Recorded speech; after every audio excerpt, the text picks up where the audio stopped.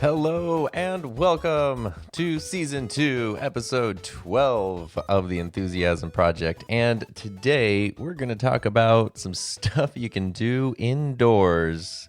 Because a lot of us are finding ourselves indoors right now. But also sometimes it's just helpful info anyway. So let's start by the elephant in the room again, which is in the last episode, which I called Protecting the Asset. I spent a lot of time talking about man, there's so much I want to do and there's not quite enough time to do it all. And I wish I could just, put more hours in the day or have more time.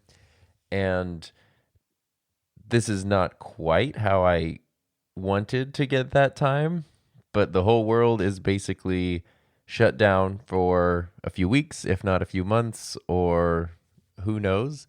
And it's a really strange time. So before jumping into what we're actually going to talk about today, I kind of think it's important to address that. And I really don't want to dwell on it too much. But as of this weekend, my school where I work is closed for the next 3 weeks, which is kind of insane. Theme parks are closed. All big events are totally canceled. Coachella was postponed, conveniently enough, to Heather and my wedding date. So we have to move our wedding date because Coachella took it over. But that's a story for a different day. So there's a lot of chaos right now, which of course the number one priority in that is everybody's health and well-being, right? That's we just talked about protecting the asset, taking care of yourself and your health and your well-being is the most important thing. So that's obviously what needs to be the priority. That being said, a lot of us are finding ourselves in sort of strange situations where we don't know necessarily what to do. It's easy to feel really anxious and uncertain about things. And what I have noticed is the constant barrage of news, which is really never good. It really wears on you after a while, and there's really only so much you can do, and I think there's a limit to being informed versus being just overwhelmed. And what I have found for myself is I've really gained a brand new appreciation for the YouTube channels and the podcasts and all the entertainment outlets that I've taken for granted.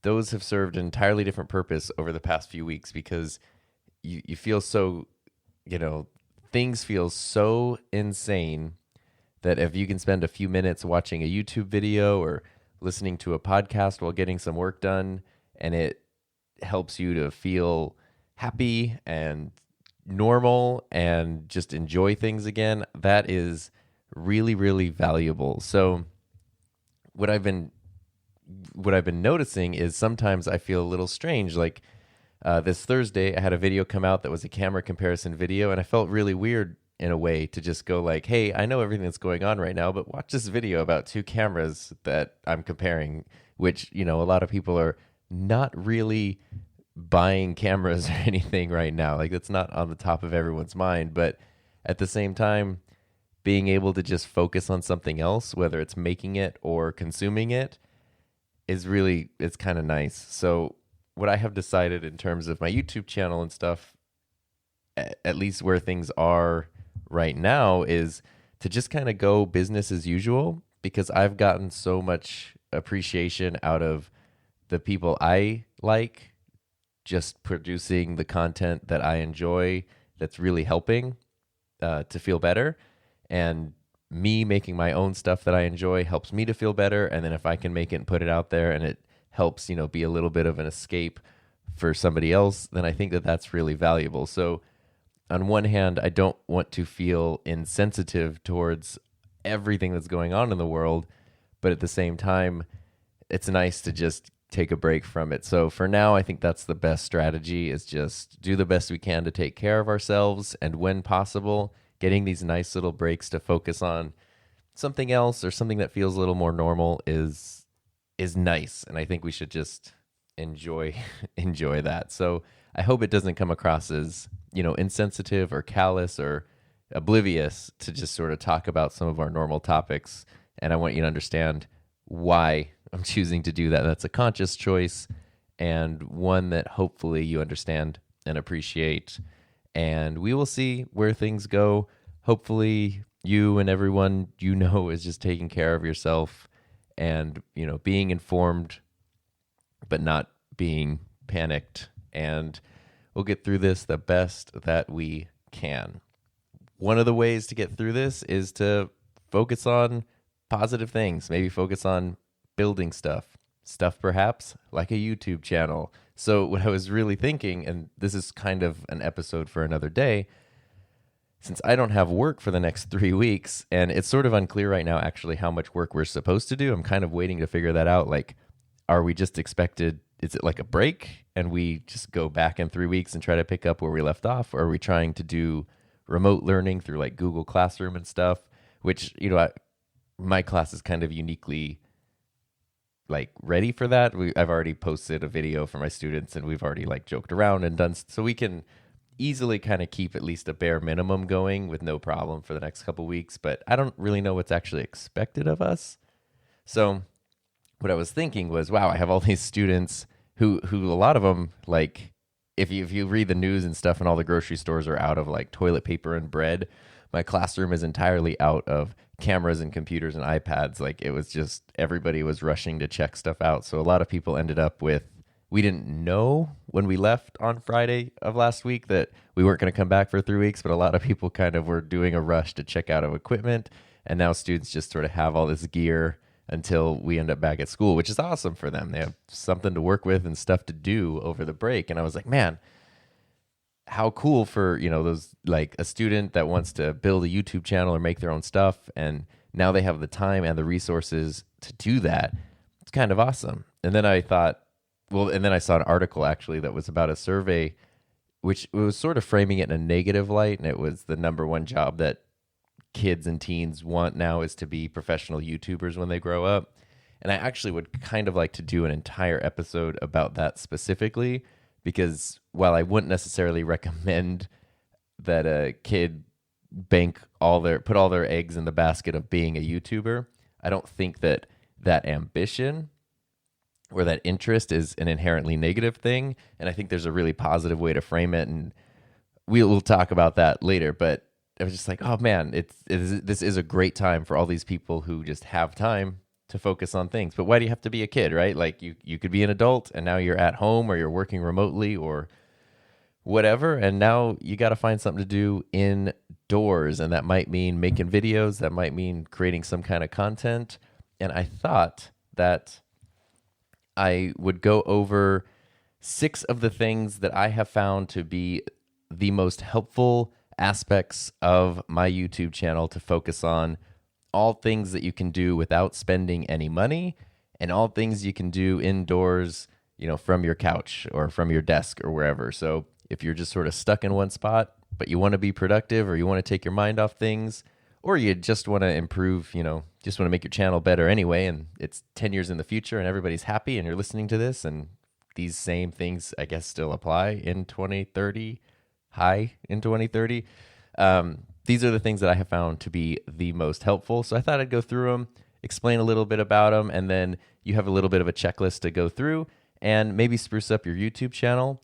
I have learned these personally just, on my own 3-year YouTube journey, just things that I have changed that made the biggest difference.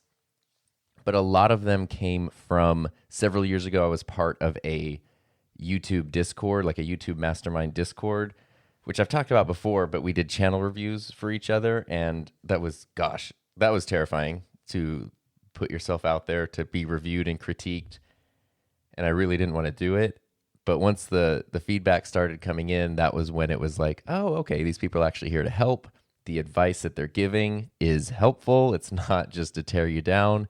And I swear in like the 1 week that they spent reviewing my channel, it advanced more in that week than it did in the previous like 3 months. So it was really helpful. And I sort of learned the value of some of these different things in that time. If you've been listening for a while, you also know that last summer I did a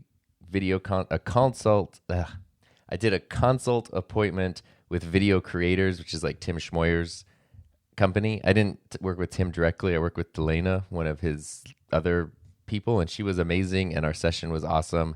And so some of this is stuff that I've worked on since then. But these are the things, not necessarily. I kind of ordered them in importance. So if you want to know where to begin, I tried to put them in order of highest priority level to lowest priority level. But they're all pretty simple things. And number one, so the first thing, if you want to boost up your YouTube channel, the overall quality of it, this is the toughest one because it's the most abstract. But that is figuring out your niche, or what your target audience is.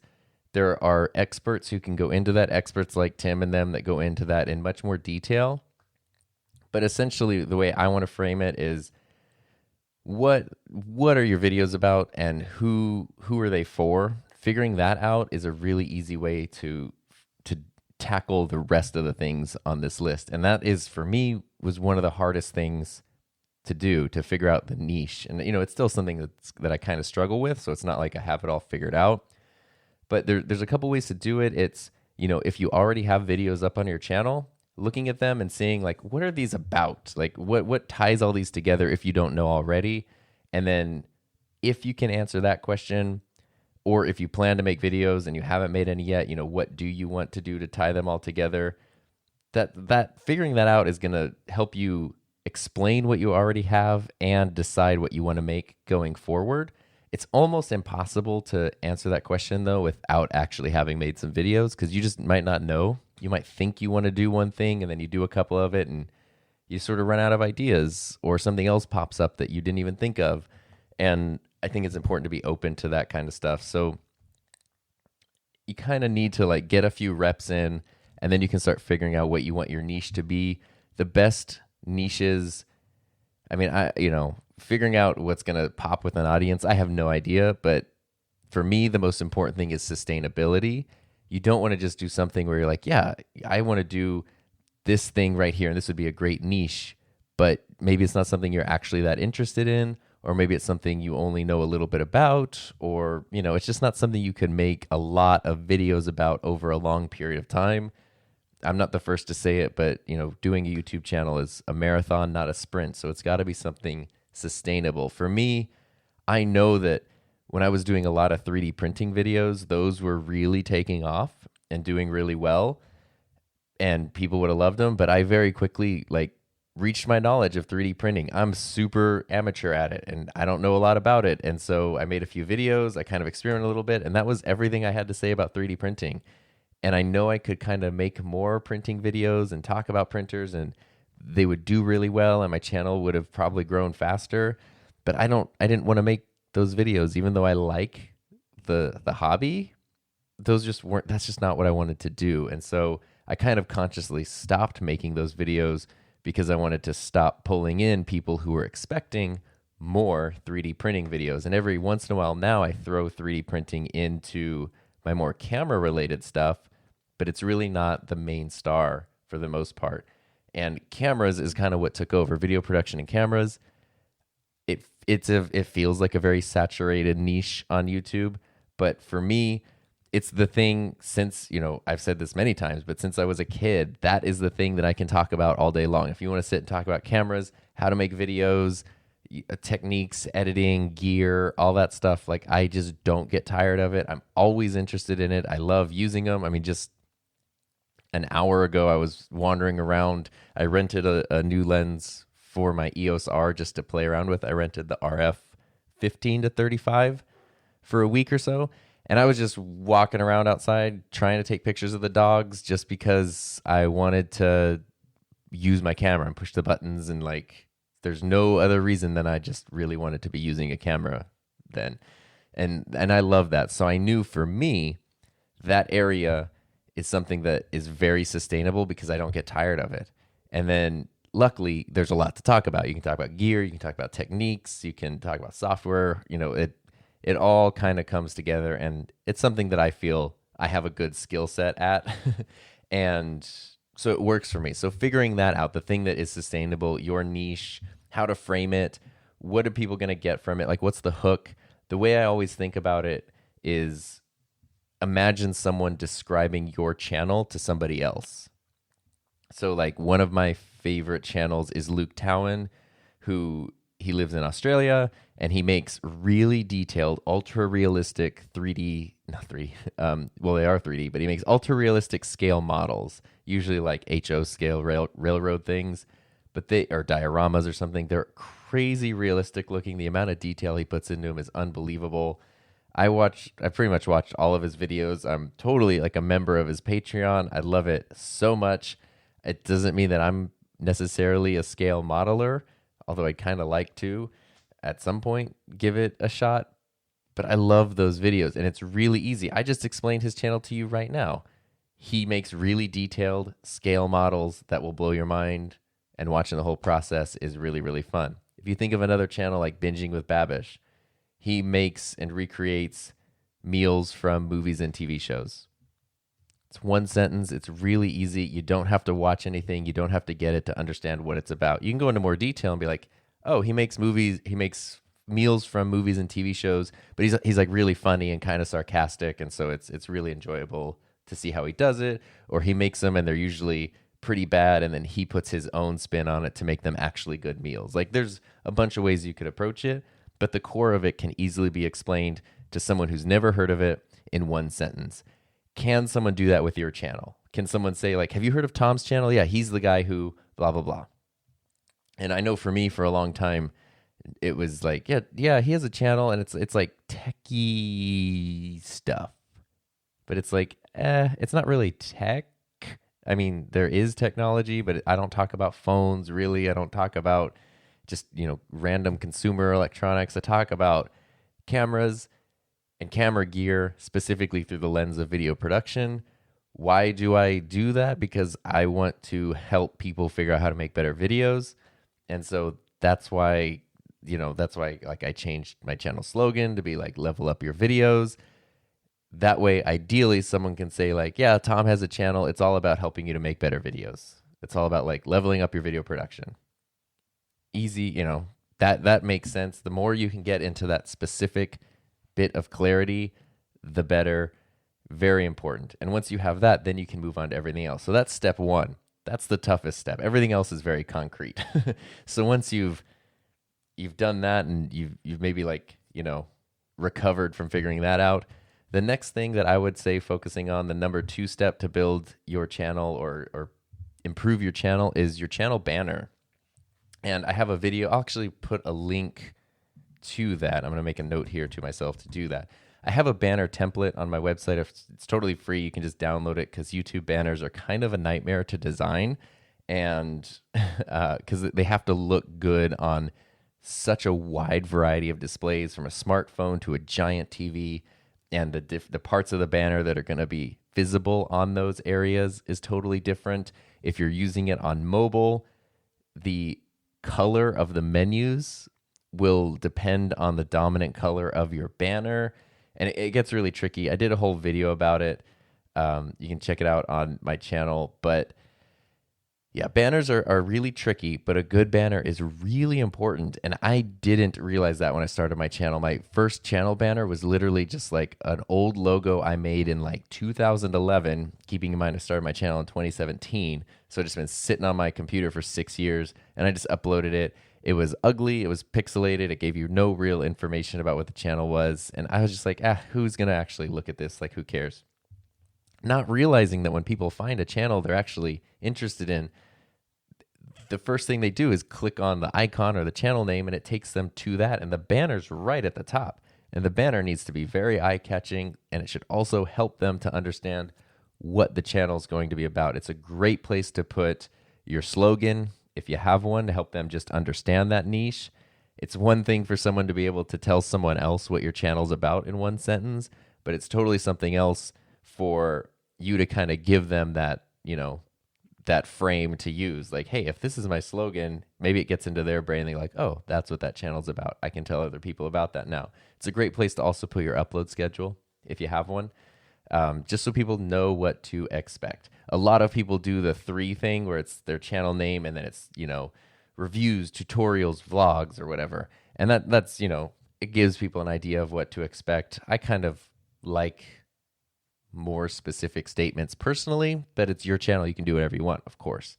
But making the channel eye-catching, adding a little info, sometimes if you look at some of the bigger channels and you look at their banners, they are very minimalistic, or it literally might just be a photo, and sometimes not even like a very descriptive photo, like just, here's my feet up in the air, like lounging at the beach or something.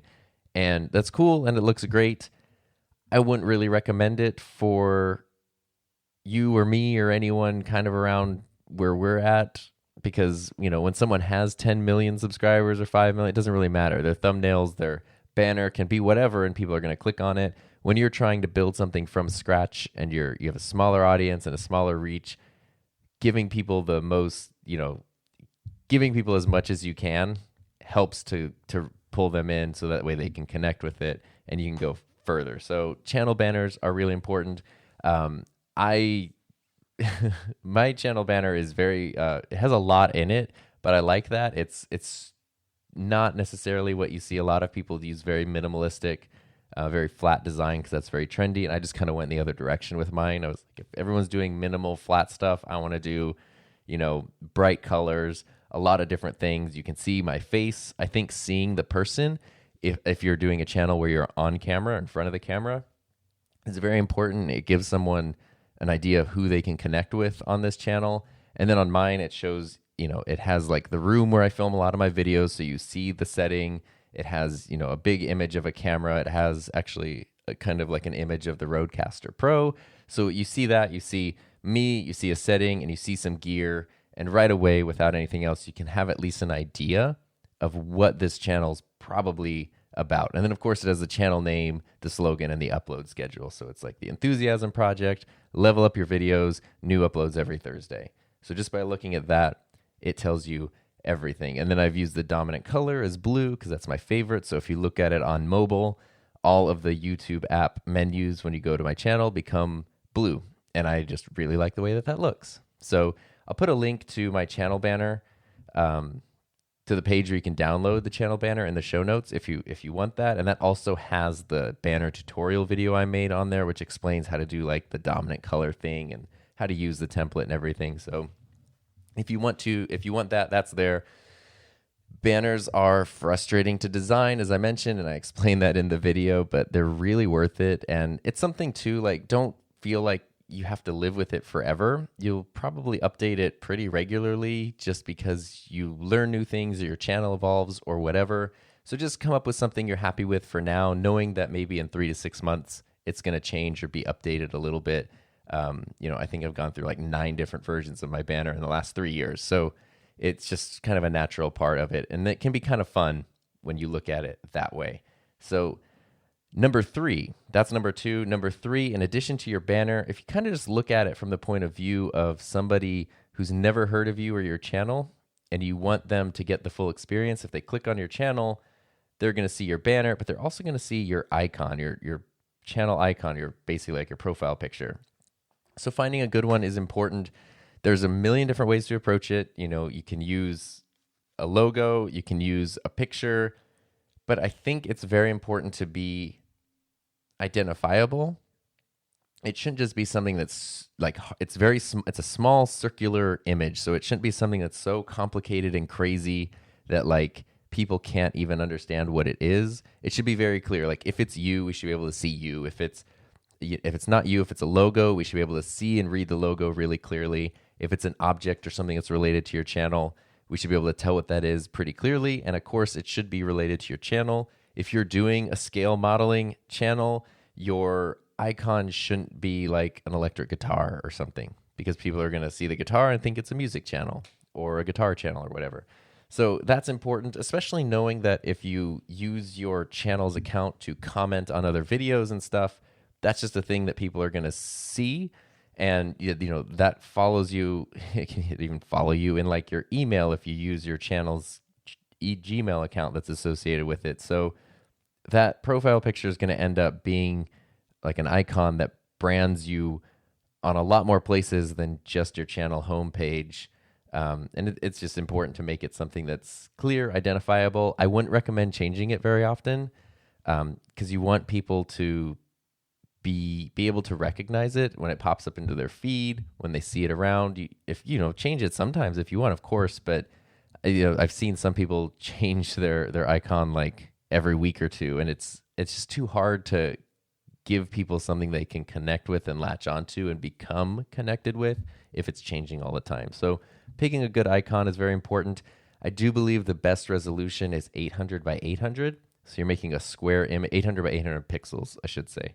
So you're making a square image, and then YouTube crops it into a circle.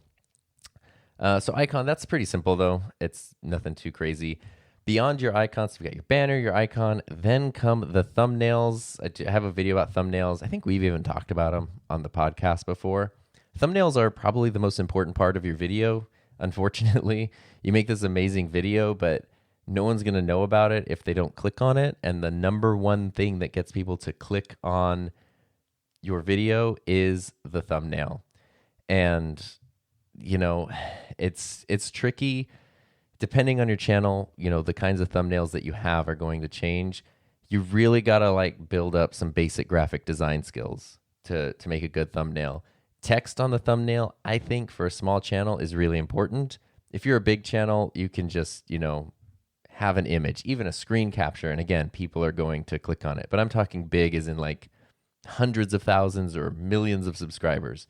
That's definitely not where I'm at. It might not be where you're at right now. If you're trying to grow an audience, again, giving people the most information as clearly as possible, very important. You don't want your thumbnails to be clickbaity. You know there's things you can put in them that are going to get people to click on them right away, but you want people to get what they came for. You know, there's people like PewDiePie who purposely do completely insane clickbait thumbnails, but that's kind of part of the joke. And, you know, when you're the largest individual channel on the entire platform, you can probably do things that aren't necessarily best practice and it'll be okay. But for the rest of us, we really want to follow those best practices. And so thumbnails are key. Having a couple words, you don't want to put, you know, your life story in the thumbnail, but just almost like a mini title or a different version of your title in the thumbnail is very important. I like it too. On mine, I use that as a way to just kind of incorporate the branding. The colors and the style of the letters are something that carry through. So not only do the thumbnail images themselves share similarities throughout the different videos on my channel, but the way that I do the lettering and the colors I choose for that are all very consistent. So if you see those videos, you kind of should know that it belongs to my channel right away just by the colors and the style of it. And that's a great way to build up that brand of your channel. Take some experimentation, but it's definitely worth it. Sometimes people will you know, your thumbnail style will evolve over time, like for sure. And sometimes when people find one that they really like, they wonder, should I go back and then redo all of my video thumbnails to match this? And that's kind of a gray area. I've definitely had videos, one video specifically, which was one of my earliest videos, did not do very well at all. Sat on my channel for like 6 months, barely had 100 views. And then all I did was change the thumbnail. And within like a month, it had 20,000 views. And nothing changed except the thumbnail was more interesting.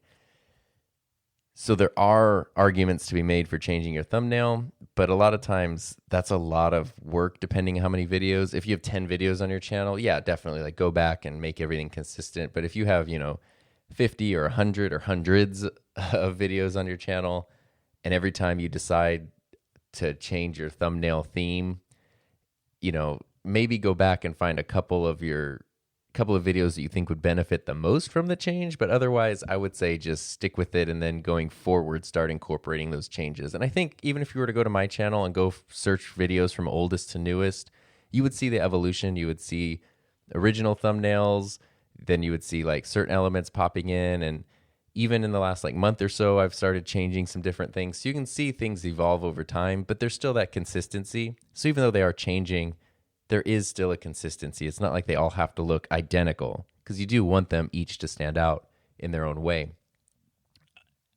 That was a weird sound that I made. I'm sorry. In addition to that, I really recommend, and this does depend on, you know, the niche of your channel and what your videos are about, but I really recommend taking an actual photo for your thumbnail. Even if it's using your phone to take a photo, don't just, well, I shouldn't say don't.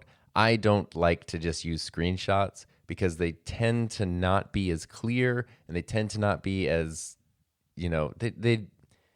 I just have found that the thumbnails look better when they're actual photos. And especially if you're using a DSLR or a mirrorless camera to record your video, if you just put that into photo mode and take a real photo, whether it's of you or the thing that you're talking about or the process that you're explaining, whatever it is, the thumbnail should tell a story. If it's a real photo and not a frame grab, it just tends to look a little better, like especially knowing how small it's going to show up probably on somebody's phone or their tablet, or even if they're using a desktop YouTube app. Thumbnails show up really tiny.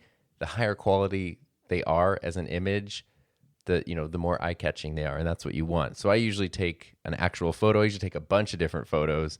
Then I put those into Lightroom on the computer, go through and find the ones that I actually like. Then I put those into Photoshop and see which ones actually fit in the 1920 by 1080 YouTube thumbnail aspect ratio. Because just because you take a great photo doesn't necessarily mean it's going to look good when it's rectangular 16 by 9.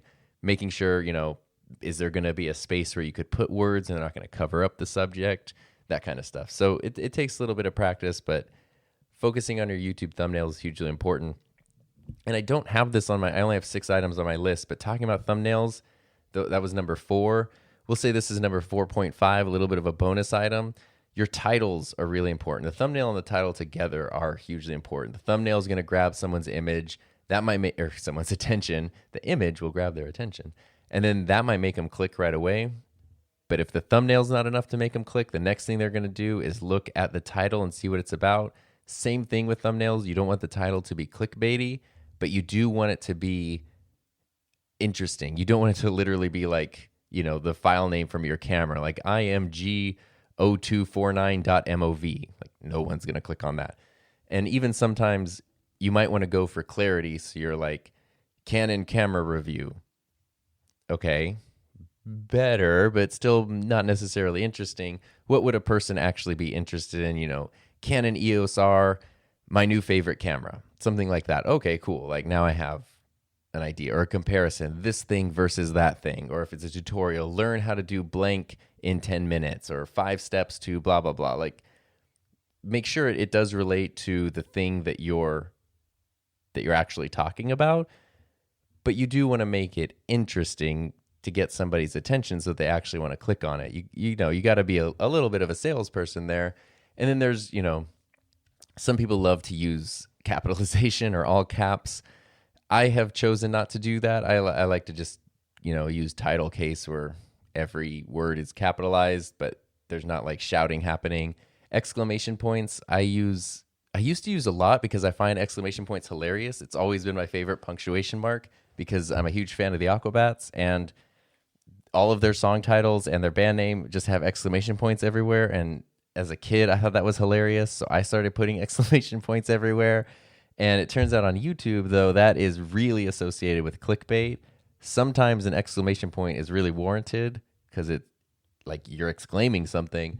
But I have found, and I learned this at VidCon last year, sometimes when YouTube is analyzing your video, because it's not just about what you say the video is about, YouTube, the platform, will analyze what it thinks the video is about based on like what is in the footage, what is being said, what the title has. And exclamation points are sort of like, they fall into this genre where it alerts YouTube that this could be kind of clickbaity, and they say they want to avoid promoting that. So you could potentially, in theory, hurt yourself by using exclamation points too much. Once in a while, though, you got to do it because it just makes sense. But, that's up to you and your style, of course, and your genre. So titles I'll put is like tip 4.5. Okay, so I've got 6 tips. Number 5, we've talked about finding your niche, designing your banner, your icon, your thumbnails, and your titles. Now the 5th thing, you've got all that stuff, all that content, that beautiful content. Your homepage of your channel. Very important, often underutilized. There's a lot you can do there. You have the opportunity to put playlists together, and I would really recommend doing that. So that way, when people go to your channel, you can order different playlists. Like maybe you do want your most recent uploads to pop up, but maybe you want something else like, new to my channel, start here, or If you do a lot of reviews, maybe you could put your best reviews, or, for me, like, I can just speak for my channel specifically. I like to have ones that are like reviews, tutorials, and even more specifically, like these are, software tutorials. These are specifically about lenses. These are about cameras. This is, here's some of my favorite vlogs that I've made, just in case anyone wants to know more about me. And then I order those in priority of, what I think is going to be the most interesting to the least interesting. You can choose how many things you want to feature on your page. You can add your channel trailer or feature a video. Making use of all that is really, really important, because whether someone's using a desktop or a mobile device, it's your chance to decide what they can see. And playlists are huge in putting together your homepage. And if you're using playlists, I'd recommend not putting a ton of videos. When I started using them, I would put playlists that have like 50 or 60 videos on them. And like, who's actually going to go through a playlist of 60 videos? Probably not many people. But if you have smaller playlists, like if I have a playlist that's like lenses and it has 6 videos about camera lenses, someone's probably going to actually be interested in checking through that, or maybe even just letting that playlist autoplay through all the videos. So, a playlist of 2 videos is also kind of dumb. You don't want it to be too small, but you don't want it to just be, here's a playlist and it's just your whole channel. Like, that doesn't make any sense either. So using playlists strategically and ordering them on your channel's homepage makes sense.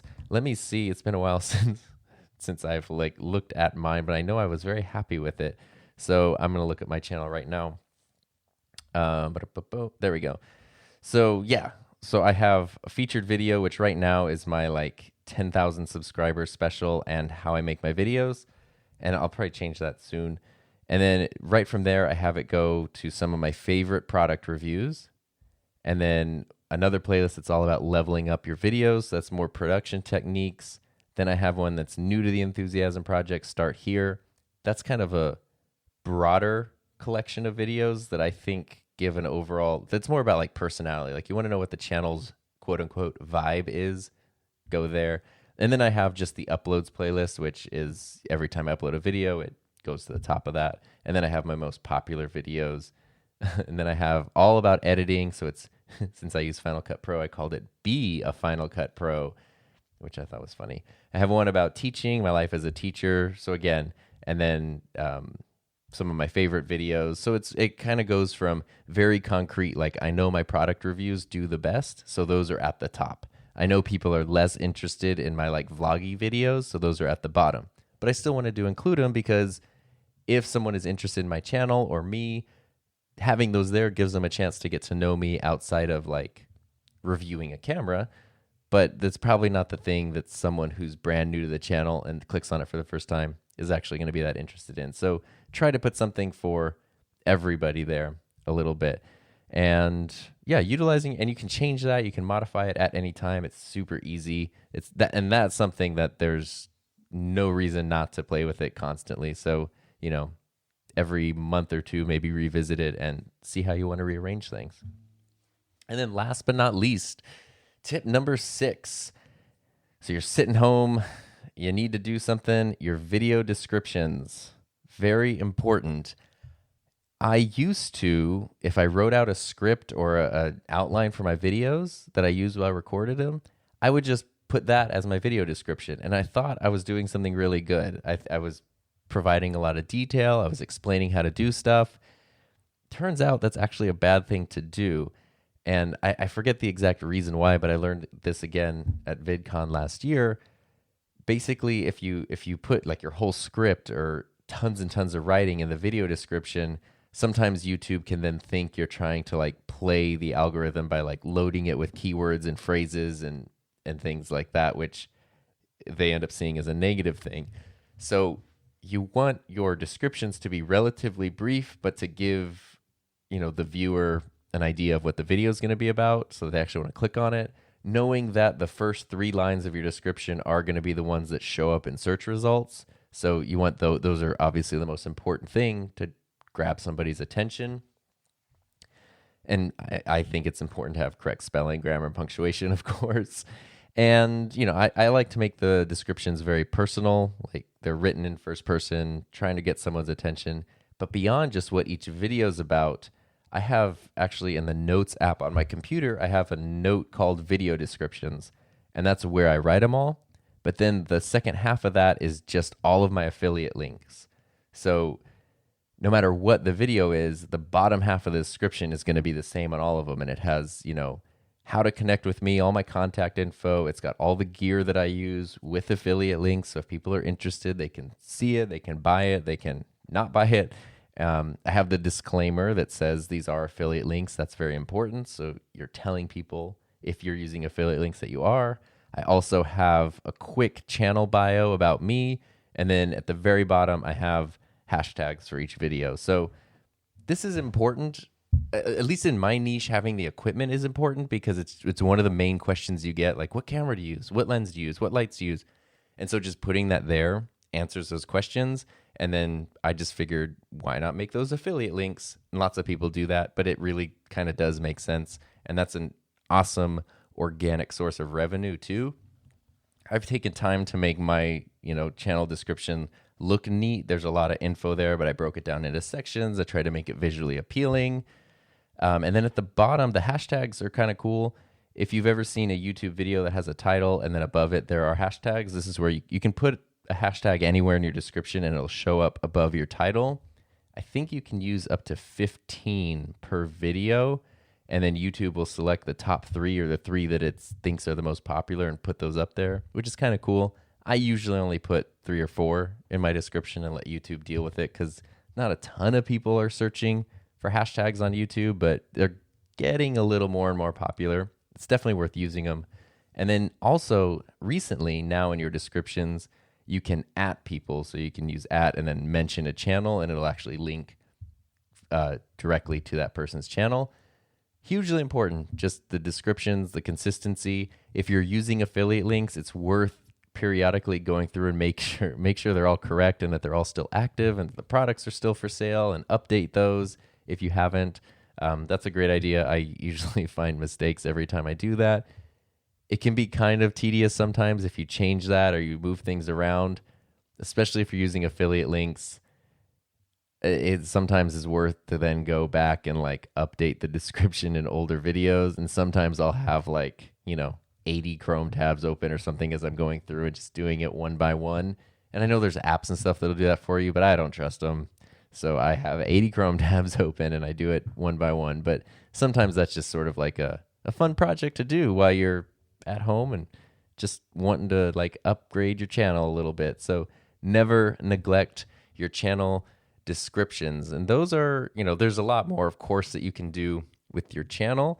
But those are kind of my main things that I think if you're looking for stuff that costs no money, stuff that you can do from home, and stuff that you can do today, like right now, those are the main things I'd focus on. Number 1, really figuring out what the niche is for your channel. Number 2, making an awesome banner. Number 3, having a good icon. Number 4, making sure your thumbnails are as awesome as they can be along with your titles. Number 5, playing around with your homepage. And number 6, making sure your video descriptions are informative and useful. And those things, that is a lot of work. You can't do all those in a day, really, but cool things to work on. If you spend a lot of time with those, I think that very quickly you will start to notice a lot of improvement in your overall channel's, appearance and performance.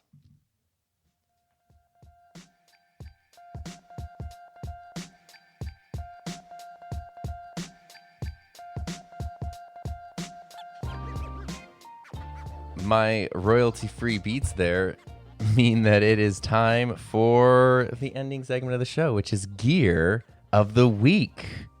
And Heather's staring at me, making faces and making fun of me. But that's okay, because I'm excited, and she's super excited about what I'm going to talk about. I think that, actually, I made a video about this piece of gear that'll come out next week. But the piece of gear that I am most excited about this week is C-stands, which are giant metal stands that can be used for lights. They can be used for microphones, cameras, gear. They've been around for 100 years. They're amazing. I did a whole video about it. I upgraded my main light to have a C-stand instead of the cheesy little light stand that came with it. But there's so much you can do with them. especially if you're looking to get like easy overhead shots or position lights or microphones in really hard to reach places. They're amazing. They're not crazy expensive. For like $100 to $200, you can get one that is really, really well built. There's like an infinite variety of them. I'll put a link to the one that I got in the show notes, but there's a lot of good ones out there, and they're just giant pieces of metal that will literally last like the rest of your life. There's 1,000 things you can do with them. Definitely worth doing like a YouTube search for C-stands or what to do with C-stands, and you'll kind of like feel the urge to, I need to order one of these things right now. They're great. Be careful with them. They are made out of metal. They usually don't have any locks or cushions or anything, so it's very easy to pinch fingers or like bump your head or something. But they just make your life so much easier. I can't believe I use so many of them at work. We have like a giant assortment of C-stands at work, and it wasn't until like a month ago that I was like, oh, I should have one at home too. And then not even a month ago, more reason than that. And then finally got one, and it just sort of changed everything. Plus they look cool, so that's a good thing too. So I really, really recommend C-stands. I'm excited about my C-stand, and you can see it and how outstanding it is in the video I made about it, which should come out next week. So that kind of wraps up the show for today. I feel good the whole time. What was it, 46 minutes? Most of that time, I was just focused on all the fun stuff we were talking about. I wasn't worried about other things, and that feels really good. So it's nice when we can enjoy the stuff that we like, the channels and the content and the videos that kind of take your mind off of all the insanity and let you just have a little bit of fun and maybe feel a little bit normal in a very abnormal time. So thanks so much for listening. If you want to leave a voice message and be featured in a future episode, just check out anchor.fm/enthusiasm. I'm at Sodar and Tom on all the things. And of course, the Enthusiasm Project on YouTube. And of course, please do what you can to stay safe, stay sane, take care of yourself. And I'll see you in the next episode.